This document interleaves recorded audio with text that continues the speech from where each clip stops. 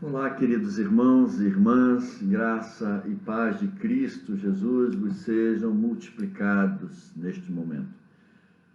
É com muita alegria que a gente retorna para este encontro onde iremos compartilhar a palavra de Deus.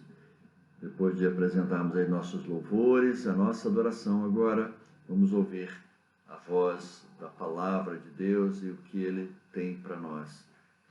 Vamos orar pedindo a instrução de Deus sobre nós neste momento. Pai, traga o nosso coração, a nossa mente cativa do Teu Espírito neste momento e nos faça, Pai, compreender com profundidade, com amor, com obediência, a Tua Palavra Santa. Nos ensine, ó Deus, a sermos praticantes da Tua Palavra, entendendo e vivendo por ela. No nome santo do Senhor Jesus nós oramos. Amém. Texto da carta do apóstolo Paulo aos Romanos, capítulo 4. Nós vamos usar neste momento, a partir do capítulo 4, nós estamos bebendo da fonte deste ensino maravilhoso para nós. O apóstolo Paulo traz, a palavra de Deus traz para nós. Capítulo 4, versos de 1 a 4. Vamos caminhar bem devagarzinho, tá? São vários versos, 25 versos, este capítulo 4, mas nós vamos, como introdução, apenas os primeiros 4. O apóstolo Paulo, a palavra de Deus nos diz: que, pois, diremos ter alcançado Abraão, nosso pai, segundo a carne? Porque se Abraão foi justificado por obras, tem de se gloriar, porém, não em Deus. Pois que diz a Escritura? Abraão creu em Deus e isso lhe foi imputado para a justiça. Texto lá de Gênesis 15, verso 6. Ora, ao que trabalha, o salário não é considerado como favor, e sim como dívida. Ou seja, não foi pelo trabalho, não foi pelo que Abraão fez, mas pelos méritos da sua fé. Estamos entrando, ou prestes, amanhã iniciaremos um novo mês de outubro. E o mês de outubro é bem sugestivo para nós, porque foi em outubro, exatamente no dia 31 de outubro, que os reformadores, lá no século XVI, precisamente 1517, a data de 31 de outubro, se comemora a Reforma Protestante, aquele movimento histórico, um movimento cultural, mas, acima de tudo, um movimento de Deus, para restaurar um culto, para restaurar o ensino, um modo de viver, essencialmente pelo Evangelho de Cristo Jesus.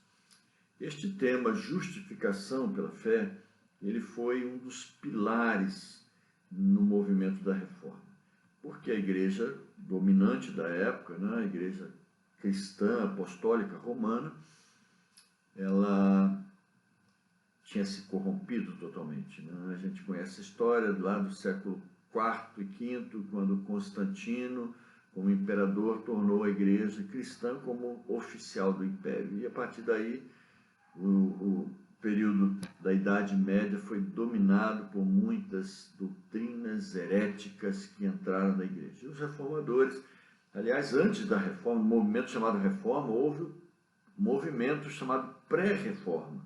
Vários líderes se levantaram, vários teólogos, homens do clero, mas que não concordavam com o ensino da igreja, e muitos foram mortos. Tem vários nomes aí que são importantes a gente entender o que esses homens fizeram. Mas o movimento da Reforma tinha entre sua base a justificação pela fé, não pelas obras. A doutrina católica diverge muito deste pensamento. Tem vários procedimentos de justificação, inclusive purgatório como um meio de justificar, penitências e tudo mais. A nossa doutrina tira tudo isso. A Bíblia mostra muito claro para nós que a reforma, ela é, aliás, o nosso modo de alcançar a justificação é só pela fé. Salvação em Cristo Jesus, não tem outro meio a não ser pela fé. E Paulo, quando cita Abraão, logo no início, né, que pois diremos ter alcançado Abraão, nosso pai segundo a carne. Foi por obras da carne que ele conseguiu ser justificado? Foi por obras da lei? A lei nem existia, né? Não, foi porque ele creu. Ele obedeceu, ele creu, obedeceu e foi justificado. Paulo não faz nenhum recurso apologético, citando sua história como alguém que foi transformado por Cristo Jesus. Ele não cita nenhuma doutrina abstrata com base em pressupostos da filosofia que imperava no mundo, na cultura grega, né, que imperava na época. Ele não cita nada disso, ele cita história. Ele vai ao Antigo Testamento e vai num dos pilares da religião judaica. Abraão era o pai da fé, o pai de Israel, aquele que Deus chamou de terras estranhas, né, de um povo pagão, para formar uma nação. Então, Paulo está embasando a autoridade da sua exposição com alguém de muita repercussão, de muito crédito dentro do povo de Israel, né? E ele expõe isto nesta carta aqui de forma muito maravilhosa. É importante a gente entender lá no contexto do que Paulo faz menção, né? Abraão creu e isto lhe foi imputado para a justiça. Mas Abraão nem sempre teve uma fé sólida, inabalável. No capítulo 15, um pouco antes dessa declaração, né, ele creu, isto lhe foi imputado para a justiça. No iniciozinho, Deus aparece para Abraão, no capítulo 1, aliás, no verso 1 do capítulo 15, né, Deus aparece para Abraão, após lhe aparecer numa visão, ele diz, não temas, Abraão, eu sou teu escudo, teu galardão será sobremodo grande. E no verso 2, Abraão responde, Senhor Deus, que me haverás de dar se continuo sendo filho, sem filhos, melhor dizendo, e o herdeiro da minha casa é o Damasceno Eliezer. Ora, Deus promete uma herança, né? Deus promete dar um galardão, riquezas, né? Sobremodo grande a Abraão. E Abraão já era rico. O texto anterior, no capítulo 12, 13, vai mostrar as riquezas de Abraão. Era dono de fazendas, de gados, de ouro e de prata. Ele era riquíssimo. E o que Deus vai oferecer para ele de riqueza? Mas Abraão não tinha filhos, né? E Deus, quando promete a Abraão, faz o questionamento, mostrando a sua instabilidade. Até que Deus o chama para fora da tenda, ele faz olhar para o céu, ele manda ele contar as estrelas do céu. Ele diz, olha, assim como você não pode contar as estrelas do céu, você também não vai contar a sua descendência, a sua herança. E é maravilhoso a gente refletir sobre isso, né? Aqui está estampada a doutrina da graça. Abraão, ele foi alcançado pela graça de Deus, mesmo com a sua fé duvidosa por vezes, mas ele é chamado pai da fé. Isso mostra que Deus foi trabalhando, modelando, aperfeiçoando até o momento lá que ele pede, em comprovação da sua fé, o sacrifício do seu filho, né?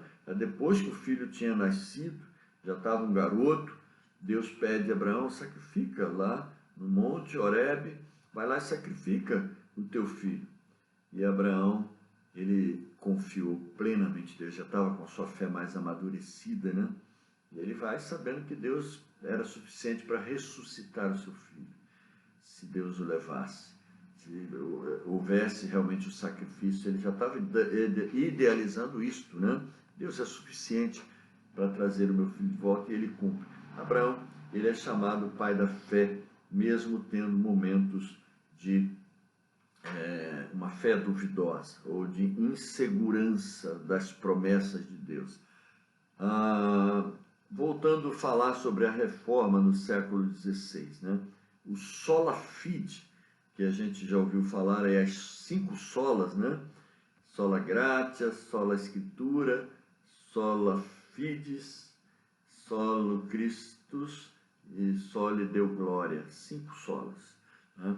Sola fides é um dos pilares. Só a fé, somente a fé. É uma das bases da teologia reformada, né? E o Sproul, ele diz o seguinte, o R.C. Sproul, que a gente tem usado no nossa exposição, né?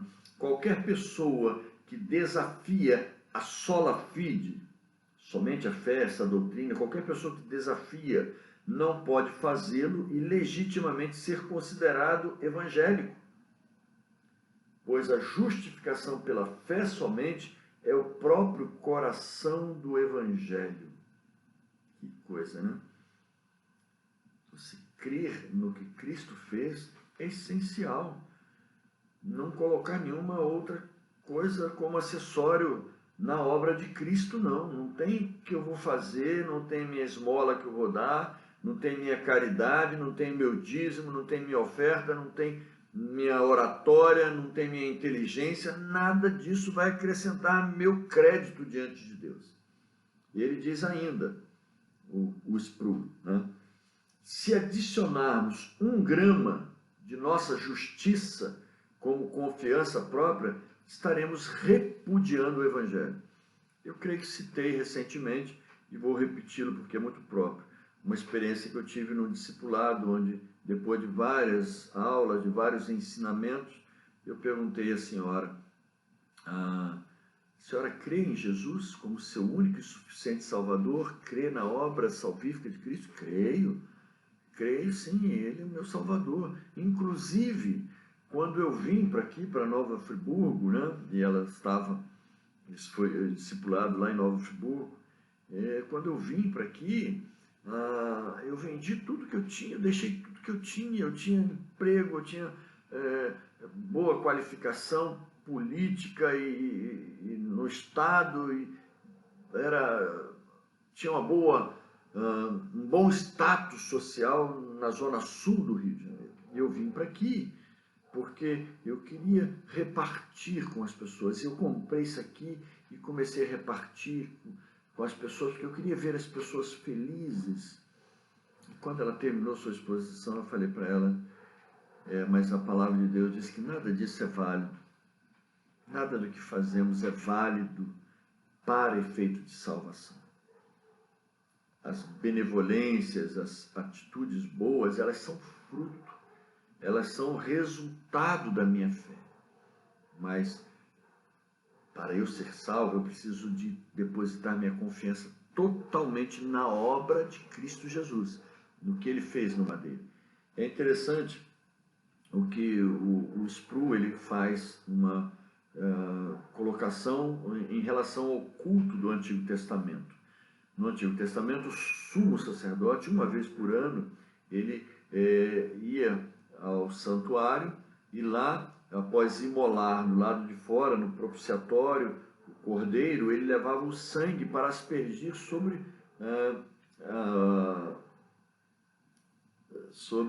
o altar.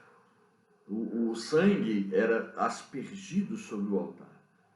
E aquilo ali simboliza o sangue de Cristo Jesus, que é aspergido sobre nós. Nós somos agora o altar onde o sangue de Cristo é aspergido.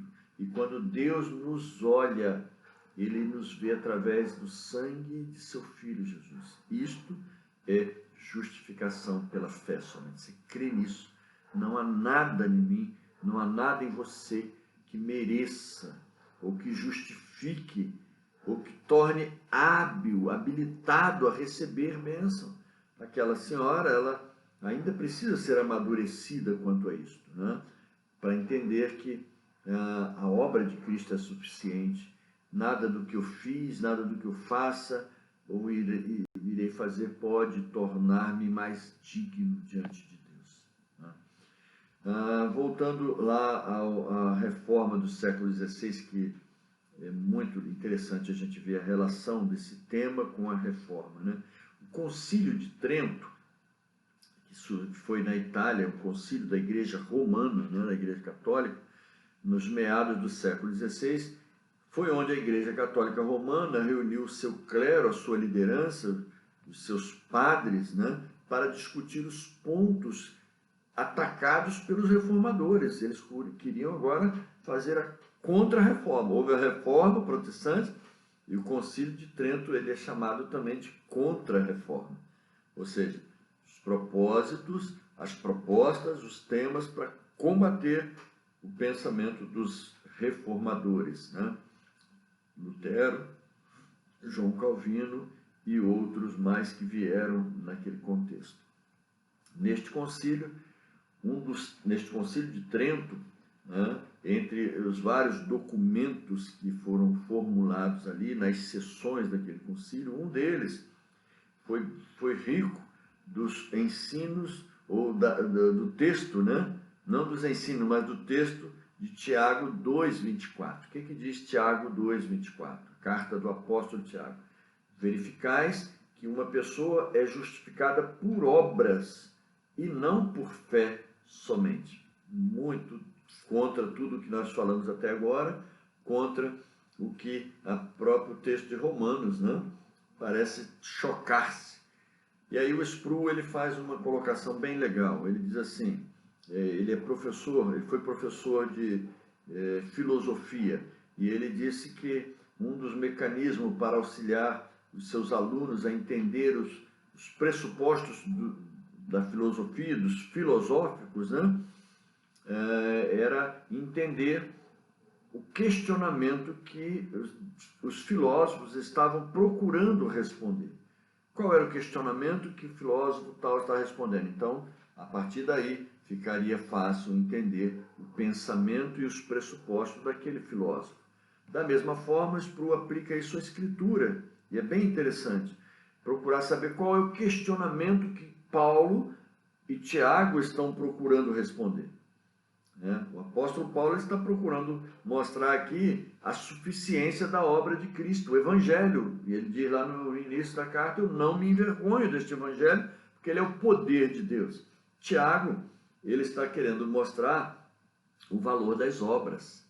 Olha o que a Escritura vai mostrar para nós sobre esta carta, né, de Tiago, no capítulo 2, no verso 14. Qual é o proveito se alguém disser que tem fé, mas não tiver obras? Pode acaso semelhante fé salvá-lo? Este é o questionamento que Tiago está respondendo. Ele está respondendo a um questionamento de um povo ocioso que pelos pressupostos de crer em Jesus, achava que era suficiente, podia descansar, fazer o que quiser, ir para aqui, para as noitadas, beber, fazer, e não tinha nada a ver. E Tiago diz, então, isto é fundamental. Você tem que ter obras condizentes com a tua fé. E aí ele usa o mesmo texto de Paulo, que Paulo usa também, né? Lá de Abraão, falando que Abraão foi justificado por obedecer, por levar o seu filho para sacrificar, né? Então, todo esse contexto também Tiago usa. E Tiago ainda diz mais, no verso 19, ele diz assim, crês tu que Deus é um só? Fazes bem, até os demônios creem e tremem. O Sproul diz assim, se você crê em Deus, você só tem requisitos para ser um demônio. Sproul diz isso. Bem, dentro do contexto, né? Tiago também está dizendo isso, os demônios creem. Se você crê só, os demônios também creem. Quando Jesus foi confrontado lá no deserto, né? Foi tentado por Satanás, Satanás só usou textos bíblicos, mostrando a palavra. Então, é preciso que a palavra produza resultado. E é isso que Tiago está mostrando, diferente de Paulo, que está mostrando um outro lado. Então, a questão é o entendimento dos pressupostos, do que cada autor está querendo responder. Muitos teólogos tentaram devagar, dizendo que Paulo escreveu primeiro e agora Tiago está tentando corrigir Paulo. Outros já dizem, não, Tiago escreveu primeiro e Paulo escreveu depois para corrigir Tiago. E há umas discussões nessa linha, né? Mas a verdade é que ambos escreveram inspirados por Deus, é a palavra de Deus que é rica para mim e para você. Precisamos entender que para efeito de salvação basta crer, mas para efeito de vida, de testemunho, é preciso ter obras. O Evangelho, ele é sinônimo de compromisso, de obediência. Não basta ter fé. E o Jesus, ele faz uma colocação bem dentro deste contexto, né? Ele diz assim, fazendo menção de Isaías capítulo 29, verso 13, Jesus diz assim, esse povo honra-me com os lábios, mas o seu coração está longe de mim. Em vão me adoram, ensinando doutrinas que são preceitos de homens. É o que a gente vê. Pessoas ensinando doutrinas para se beneficiar, fazendo preceitos para se beneficiar, maquiando o evangelho para se beneficiar. E Paulo, ele combate essa tentativa. O evangelho não precisa de muleta, o evangelho não precisa de nenhum auxílio, ele é suficiente, a obra de Cristo é cabal, é definitiva, é suficiente. Sola fide, somente a fé. Para a justificação não tem outros méritos que você possa fazer. O que Tiago está dizendo é que se você quer viver de forma condizente com o Evangelho, você precisa justificar, né? E aí é preciso a gente entender o duplo sentido de justificação, né?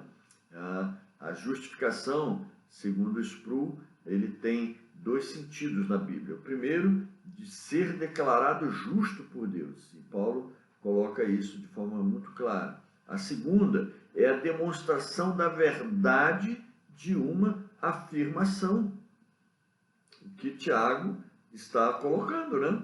As pessoas, para afirmar a verdade da sua afirmação, ou seja, a justificação como verdade de um evangelho que a pessoa está afirmando. Então, é um outro lado da justificação, tá? Então, a justificação, segundo Paulo, que é suficiente crer em Jesus, ter fé em Jesus, e nós temos por pai da fé Abraão, que creu e obedeceu, e nós somos incentivados a andar nas mesmas pisadas que teve Abraão. Eu quero concluir usando esta expressão, que nós sejamos motivados a andar por fé. A mesma fé que tomou o coração de Abraão, que o fez obedecer, que o fez sacrificar, ainda que no seu coração e na sua mente. Ele sacrificou seu filho, ele obedeceu. Ele foi marchando para o monte onde estava preparado para sacrificar o seu filho, numa demonstração de obediência. Fé, sinônimo de obediência. Que Deus nos ajude a andarmos nas pegadas da fé. A mesma fé que teve Abraão, que o tornou o pai da fé. Vamos orar? Pai, nos ajude a compreender os teus ensinos, a vivermos por fé. Nos ajude a vivermos também de forma digna do compromisso com o teu Evangelho Santo. Que as nossas palavras, as nossas atitudes e o nosso comportamento seja digno do Evangelho de Cristo Jesus. É no nome de Jesus que nós oramos. Amém. Deus abençoe, querido irmão, querida irmã, e até a próxima quarta-feira, dando sequência a esse estudo.